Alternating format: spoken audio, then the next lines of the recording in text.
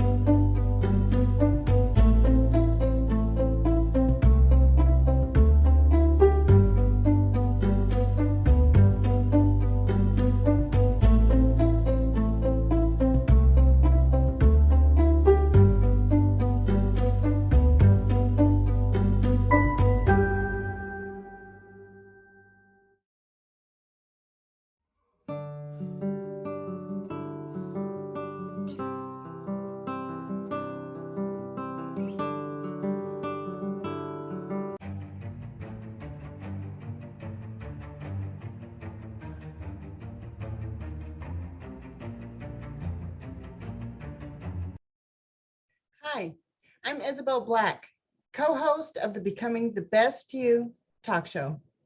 I'm excited to be here with you today, sharing these stories of ordinary people doing extraordinary things in their lives. Hi, it's Bren. We are doing, oh man, this episode is coming to you from Atlanta, and we've just got so many people that we've talked to today. This guy's already laughing. We haven't got started yet. This is Dr. Delatorro, and he's a speaker, but more than that, he has overcome, and he's doing something with his life. And of course, I have Isabel Black, my co-host, actually sitting in on a show this time, not coming in from afar. And we just want to share some goodness with you, some perseverance, some activity that can get you thinking that I can do this too. So, I want to hear about your childhood. Very cool. So, Brent, I was born and raised in Tampa, from two really awesome parents. My mom was a Sunday school teacher and an English teacher. So if you were going to be Olivia's kid, you had to be able to talk. So from the time I was in third, fourth, fifth grade, I got the longest parts in the Easter play, Christmas play. I had to play Jesus, Moses, Abraham, all that, right? I had to play it all, right? And my father's been in a wheelchair longer than I've been alive. My dad was shot in the upper back twice fighting for you and I in the Vietnam War. And my dad could have sat back on a government check his whole life. I'm so proud of him. But he decided to one day lead the same organization that rehabilitated him. And my dad became the national director of the Paralyzed Veterans Association of America in Arlington, Virginia, creating policy for disabled veterans all over the world. Isn't that amazing? And so I tell people all the time, I said, my mom taught me the gift of speaking. My dad taught me the gift of perseverance, resilience, determination, not quitting, not giving up. And so I grew up in a Christian home, which was great. However, I went to church every Sunday and I heard the word, but I never felt like I was supposed to pastor, but I knew that I had this gift. I just didn't know what it was called. So I was like, okay, if you speak outside of the church, what is that called if you're not preaching, right? And so I began to start to cultivate that gift growing up. I ran into some trouble in the sixth grade. So by the time, because by the time I got to the sixth grade, my folks had divorced. And so they kind of were leading separate lives. And so I was acting out in school. And so I got put into a room full of all at-risk kids. First day of class, my first African-American teacher, her name was Miss Diane Williams, and she's still alive and she's still teaching. She's in California. But for some reason, she looked at me in the class on the first day, and she said, "You're not a youth at risk, you're a youth at promise." Oh, She's like, "I'm not just going to teach you this year, I'm going to mentor you this year." She said, "Every day at recess, you're going to have half the time with your friends. You can spend the other half of the time next to me, and I'm going to teach you about life." Sounds like All right. I think when we go out to people who have served in the military, we should say thank you so much for your I'll service. take that because I was born while my dad was in Vietnam. Wow, He was that's 4 right. months old when he saw me. Come on now, right? Yes, and he made it back. Amen. Thank you for your family and your Yes. service, right? But I think every time we go up to an educator, we should say thank you for your impact. Yes. Because I think all of us have a favorite teacher, and Miss Diane was definitely that for me. And she relabeled my life. Now, had you asked me when I was in 6th grade, would that story make it to the main platform of Lakewood Church, where Pastor Joel Osteen has told that story in 2 separate sermons to people all over the world, and ran that sermon looped multiple times. I mean, I still get people following me. Yeah, I get people following me all the time on social media. Reach out, "I hear Pastor Joel Osteen talking about you," whatever.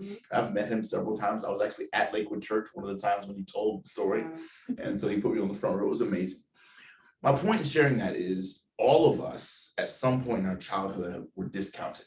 Yes. At some point along the journey, I believe all of us were told that we weren't going to make it. We weren't going to amount to much. Gonna amount to anything. Yeah. And I believe that that's because the enemy tries to derail us early in life before we can really figure out what the assignment is. Absolutely. Because once we figure out what that assignment is, boom, it's too late, right? Yeah. So like you were mentioning, one of my dearest mentors who just got his honorary doctorate degree today, Les Brown, says, other people's opinion of you does not have to become your reality. But And so many people do. Exactly. They let that become their life. Yeah. I'm one of those people. Yeah. I was one You of used those to be, people. yes. Yeah. And so what shifted it for you? God. Amen. Mhm. Amen. Yeah. I think it's so important. So I just, after the 6th grade, when my teacher was that influential in my life, it taught me the power of mentorship. And from 6th grade on, I didn't have any more academic challenges because she was such a force that it really it literally shifted the trajectory of my academic life. And so I began to seek out mentors, people who would be tough on me. There's a quote that says, tell you what you want to do. exactly right. There's a quote that says, either you can be hard on yourself and life will be easier on you, or you can be easy on yourself and life will be hard on you. Wow. Very true. And I've lived that several times. Yes. And so I decided to put people in my life that would make me hard on myself. You decided. Exactly. Right. You know what I mean? Keyword. Yeah. I made that decision because growing up in a single parent household, I didn't want to see my mom struggle.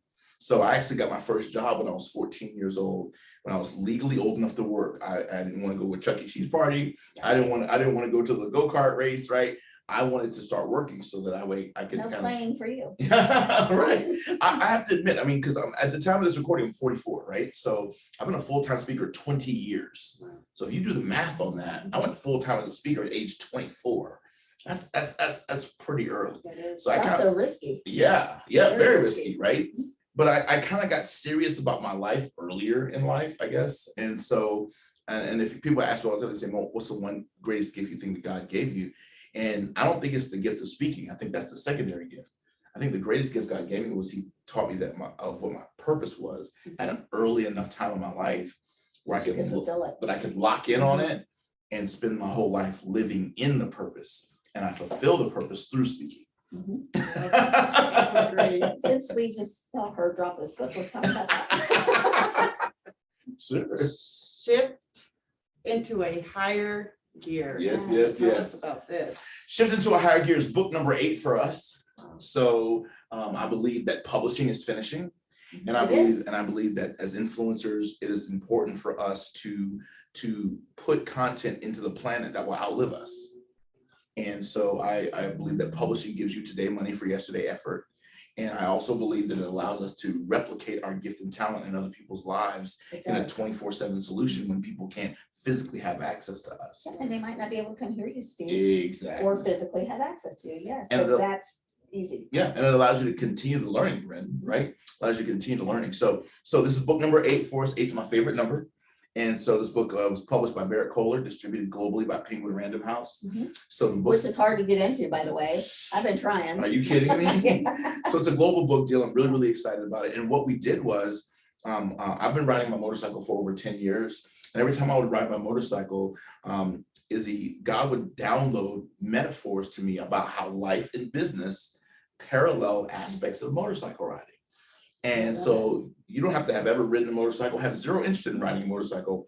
The book is not written to bikers. It's written to the general public who want to shift. So every chapter starts with the action verb shift. And the reason why I said that is because at the end of the day, I wanted a book that was doable. Yes. Most of the things we teach in personal development are, oh, get 50% better, get 40% better. And you might hit it, but you can't sustain that. Yeah. What you can sustain is 1% better every day. Yes. So the book starts off in chapter 1 with small shifts make the big difference. It's like the Pareto principle. It's the 80-20 rule, right? 20% of what you do produces 80% of your results. 20% of your customers produce 80% of your revenue. In a nonprofit, it's 20% of the donors that give 80% of the money. In most churches, 20% of the givers give 80% of the tithes and offerings. Mm-hmm. It's the small things that make the big difference. And that's true. Yeah. Big forest fires start with small matches. And then they can either clear out the forest that needs to be, all that underbrush. There you go. And everything that's needed to be cleared out, or it can destroy. Absolutely. Yeah. So I teach in the book that it's the small things, it's the small shifts. And so if we want to talk about some of those shifts that I think are important for us to kind of go into, one shift that liberates people immediately is if we shift from life is happening to me to life is happening for me. It's a big one, right? Most of us believe that life is happening to us. So when you have a mindset that says life is happening to me, I am always at the effect of some external cause. And when you put yourself in a position of being at the effect of some external cause, you're never in a victorious position. You're always the victim. That's so you always get to complain. You always say, oh, woe is me, blah, blah, blah. Bad mindset to have. There was no power there, none. Right. You're literally sitting on the motorcycle of life backwards. There's no controls there. There's no throttle. You got nothing, right? And most people are doing that in life. They're sitting on the motorcycle of life backwards, looking at their past, because the front wheel represents your vision and your future. Right. The back wheel represents your past, and your past is where your power is. It is, because it's your experience. Exactly. And see, here's the thing, Bryn, watch this. Most people teach to erase the past, forget the past. I don't believe that. I embrace it. I think you should embrace it. I think you should leverage the past, because when they build a skyscraper, in order for that skyscraper to go really high, they got to dig really low to build a foundation. And at the end of the day, every single one of us who've been dug low by life, you know, when I think about one of my dear friends, Dr. Marie Cosgrove, who was dug low by life. She was. And that digging low through all the adversity allowed her to have a foundation to build a skyscraper of a brand that she has today, right? Helping entrepreneurs, helping CEOs, helping women in business all over the planet, right? And so, but that story is so deep, but that's why she's so successful. And at the end of the day, life is all about polarity. You will not have night without day. You will not have up without down. You won't have left without right, east without west, right? So you will not have success without failure. Everybody that I know that's crushing it, there was a point in their life when life was crushing them. And even when you're crushing it, you can still fall. You can, absolutely, absolutely, right? So we have to make that shift from life is happening to me to everything in life is somehow working for me. All things work together for the good of them that love God. All things, right? Somehow it's working out for me, right? It didn't happen to me, it happened for me. Second shift that we can make that's powerful is I don't have to do anything. I get to do everything. That's good. Massive shift. Did you hear that, guys? Every single day we get up as high achievers and we say this: I have all this stuff to do in my today. I have to do this. I got to do laundry. I have to do this. I have to cook. I got to pick up the kids. And it's a list of have to. The word have to our nervous system says obligation, says responsibility, says chore, and none of those words feel good to our nervous system. So we have to learn to shift from I have to I get to. Yes. I get to make dinner for my family. Very well. Whole different attitude, right? Joy behind it. Yeah. And It's 3:30. I get to go pick up my daughters from school. Sounds like an adventure. Okay, cool. We're stopping for ice cream, right? We're gonna take a different route home. You know what I'm saying? I'm gonna ask you all these weird questions. I'm gonna YouTube some fun questions to ask your daughters when they can't get out of the car. You know, we just do silly stuff. So when I shifted from I have to do to I get to do, change my attitude, change my outlook. And now everything, so even certain mornings when I get up and I have a full day like I had today, such a full day. I said, everything I do today, I get to do it. Yes. I don't have to do any of it. I get to do it. I'm fortunate enough. You know what I'm saying? When people stop me, I've been literally, one of my students is behind the camera. And literally for the last 4 hours, I've been busy. I've not taken 2 steps in any direction without people stopping me for photos, conversation, et cetera, et cetera. And in my mind, I'm like, I don't have to do anything. I get to do this. This is a moment in time that I get a chance to celebrate, congratulate people for a major milestone. Right. I don't want anyone to feel like I'm too busy for them. I don't want anyone to feel like they're bothering me. You know what I'm saying? That's because, I mean, if I'm going up to somebody I admire, I don't want to feel like a drag to them. I don't want to feel like a bother to them. So I don't have to do anything. I get to do it. And that changes how we parent. Come on, somebody. It changes how we interact with our friends. It should change the way you parent. It should. That to me is my best investment and my gift to the world is That's my right. kids. And I want to invest in them. Absolutely. Absolutely. I firmly believe that. You know, one of the people ask me all the time, they say, what's one of the greatest moments you've had as a speaker? And one of my greatest moments as a speaker was when I took my daughters to the National Speakers Association annual convention for the first time. And I did it in Dallas, Texas, probably about 4 years ago. And my girls have seen me travel. I mean, I've taken them all over the place, which is great. But when they went to the NSA convention, these little girls became little celebrities. Because it was like, oh my God, you're Delatorro's kids? They got aunts and uncles all over the planet. I mean, they just got adopted by folks everywhere. And it hit them then. It was like, wow, our dad's kind of a big deal, you know? And then it's like their friends follow me on Instagram. And so their friends are like, man, my friends look at you as like their therapist and they're like life coach. I'm like, you're in the 6th grade. What do you know about a life coach? Do you do coaching at all? I do, absolutely. Okay. So talk to us about what kind of coaching you do, because coaching is such a wide subject. Yeah. Do you narrow it down? I do. So for me, the predominant coaching I do is entrepreneurial coaching for speakers. So I help speakers, authors, coaches, influencers to really kind of take their message and their brand to a completely different place. And so my goal was to become one of the best speakers on the planet. I think you're headed there. Oh, thank you. I do. I got to hear. I think you're there. You know what, guys? Come on. Yeah, we have a special guest. Somebody just said something about somebody being here. So she's hanging out with us in Atlanta too. The one and only Dr. Cosgrove. Dr. Marie Cosgrove. She is the reason, actually, I want you to have a seat. She is the reason why we are in Atlanta today. Love you. Yeah, me too. So it's funny, right? So the goal was to become one of the best speakers on the planet. Mhm. What happened was, as that was ascending to become one of the best speakers, because my degree is in curriculum design and instructional systems, I began to start to teach other people how to do it, how to get into the game, get into the industry. And because I saw so many people getting taken advantage of, I said, okay, let me start training speakers. And so while the goal was to focus on being a great executor of the gift, God has anointed me to now. Not everybody can speak, but they think they can. Exactly. And so he's anointed me to be one of the best executors of the gift, but he's also anointed me to be one of the best trainers of the gift as well. And I think that's powerful. Beautiful. Because it's 2 separate skill sets. I think a lot of people, right, Marie? Absolutely. And I'd like to share something if you don't mind. Yeah, please. He I'm gonna sit on absolutely your is the arm. best speaker trainer, and in my opinion, the best speaker in the world. The world just doesn't know it yet. Yeah. They will. In the next 10 years, I'm serious. Oh, You're you. the best. Mhm. But the best speaker, because not only do some people think they're speakers, they don't have the skill set. There's some people that are pushed into it and told, can you share your story? But they don't have the confidence or they don't have the experience. Yeah. Like myself, I never wanted to be a speaker. But you are an awesome speaker. I was just like, I don't want to speak. I don't want to be a speaker. I don't want to share my story. Right. And after being pushed and pushed, please share your story about how you bought the company that fired you and how you did this and that. And you trained me. Oh. And I would have been able to get to where I am without your And you're training. sensational. And you're Thank you. amazing. Literally, absolutely incredible. And I think that's what it's all She's about. why we came. Yeah. And that's why we got to meet you. I know. And that's the power of connections. That's the power of relationships. And that speaks to chapter 8 in the book, which is shift your posse because who you ride with matters. Right. You hear that? And so we talked about this on the Today Show this year. So the book has been featured twice on the Today Show in 2022 alone. Wow. And This year alone. This year Yeah, it's alone, only we've already, two. we've already been on the Today Show twice. And so they love the book. Their producers love the book. It's making waves all over the planet. We've already gotten named top 10 best books for living your best life, That's good. as well as top 15 best business books.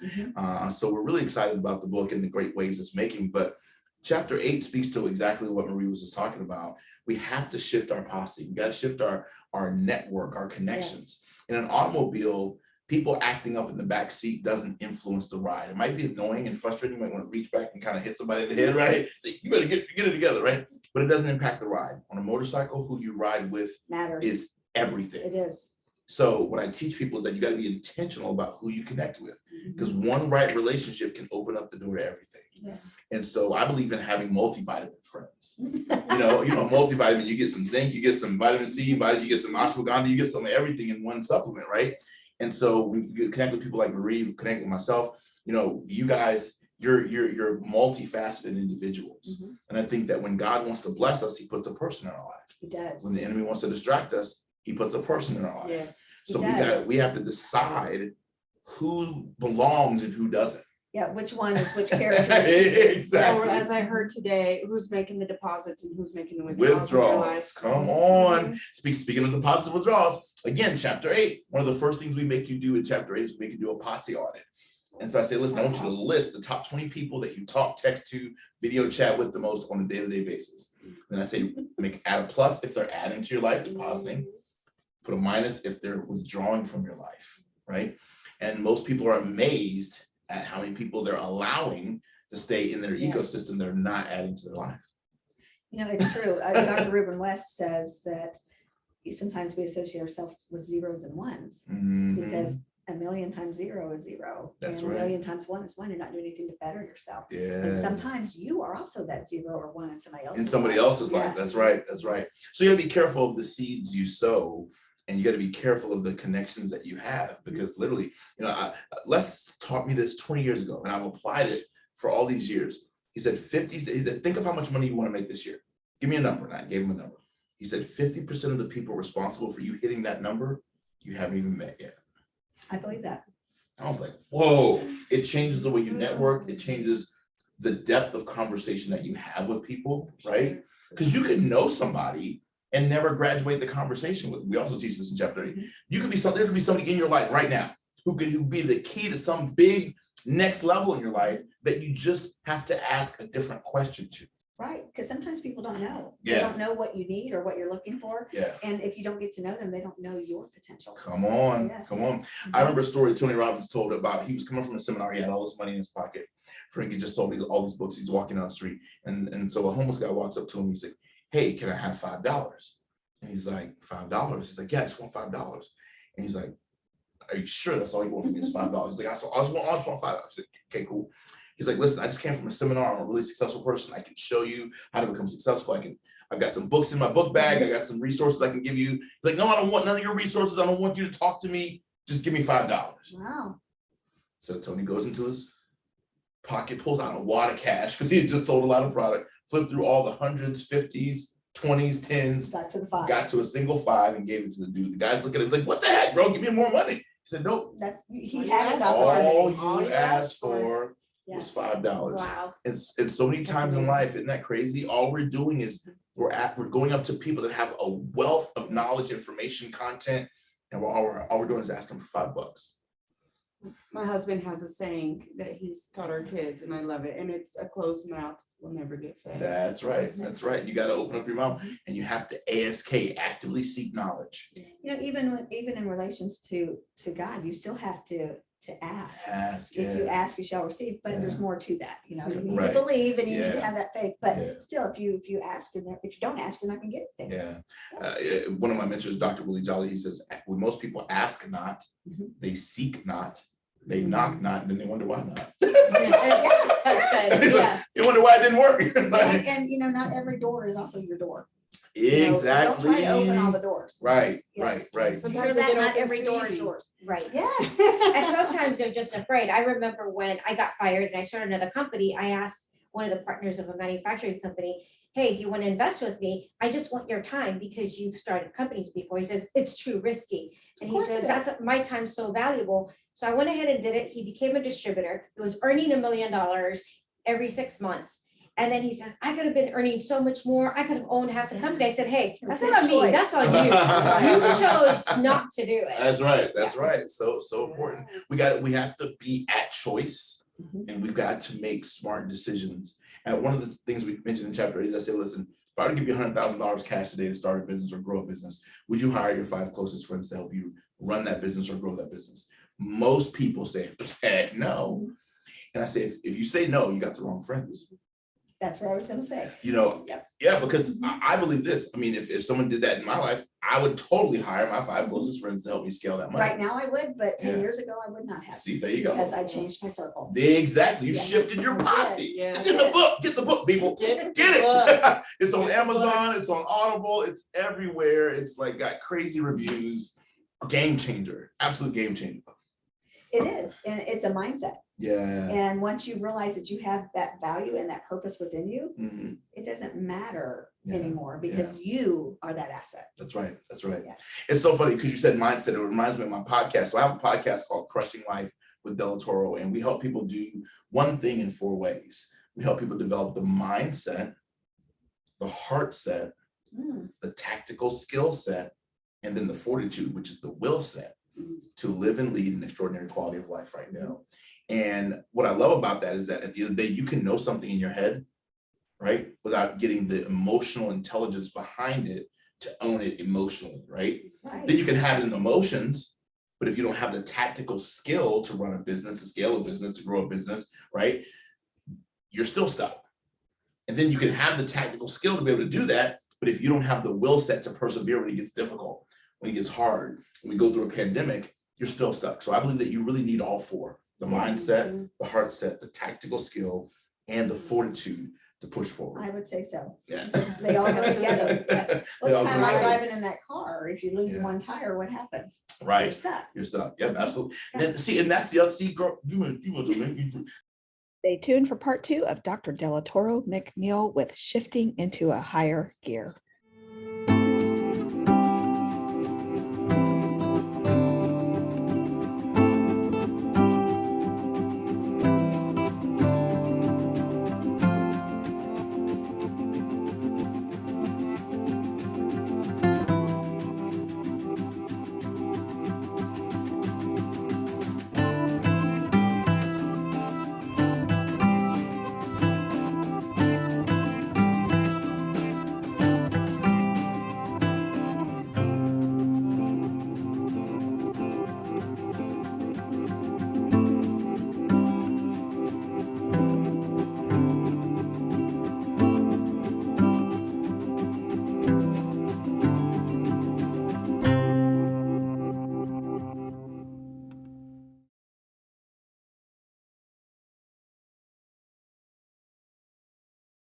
I'm just hanging out at home working on some edits on some film that we shot.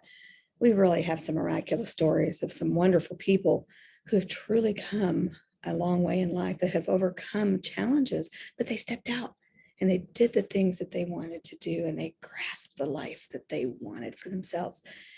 Then I got to think, well, maybe some of you don't know the reason behind the BTBY movement. What is my story and why this movement is so important to me, why you are so important to me, why your life matters to me, and why I want to see you become the best version of yourself. So I wrote this book, and I had a lot of friends tell me I needed to write it, and I really didn't want to. But the more I do this, the more I felt that it was needed just for myself even to heal. So if you've got a story out there, sometimes it helps to write it down.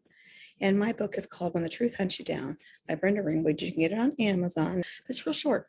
It's just about 100 pages. So go check it out on Amazon. I'd love to hear more from you and what you think about the show and this movement.